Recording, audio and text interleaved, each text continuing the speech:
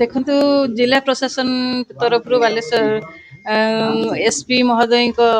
निर्देशक आमर पाखापाखि 10 गोटी टीम गठन कर बालेश्वर जिले में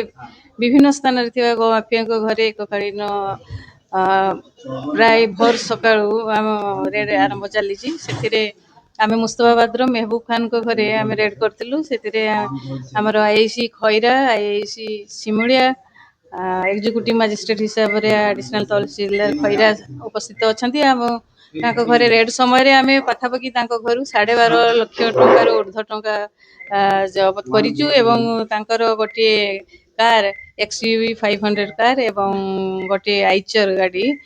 एवं किसी दलिल पट्टा घर पाइछु एवं अल्प किसी सुना गणा आम जबत कर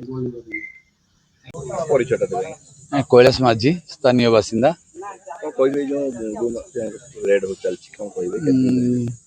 रेड उपर तुम जानु किंतु प्रशासनिक अधिकारी जो मैंने जहाँ प्राथमिक सूचना अच्छी जे महबूब खां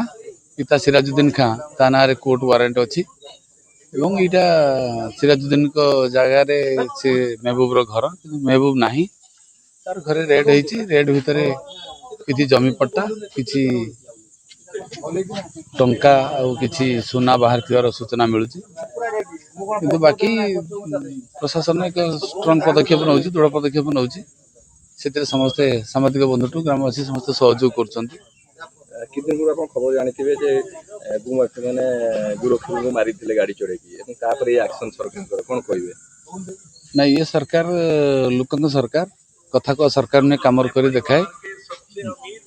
न्याय अन्याय देखे जोटा भूल सेटा भूल जोटा ठीक सेटा ठीक तेणुक सरकार भूल उपर एक ठीक पदक्षेप नौ स्वागत करें अंचलवासी हिसाब संजीव कुमार पात्र एडिशनल तहसीलदार खैरा कौन सर जगह कौन चलती कौन जबत है आमर जेएमएफसी कोर्ट को ऑर्डर अनुसार एटी इलीगल आमर गो चोरी तांकर इलीगल पोजीशन और ट्रांसपोर्टेशन ऊपर आमर सर्च वारंट थिला तो से अनुसार सर्च ऑपरेशन चालू रही एपर्यंत 12,68,350 टंकार कैश जबत हो किसी ज्वेलरी भी मिली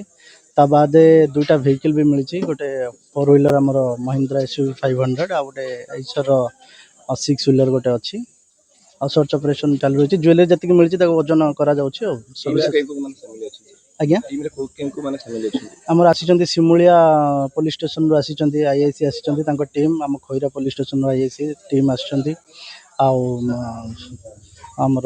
साइबर पुलिस स्टेशन रू मैडम आसी मुझे मजिस्ट्रेट हिसाब से अपॉइंट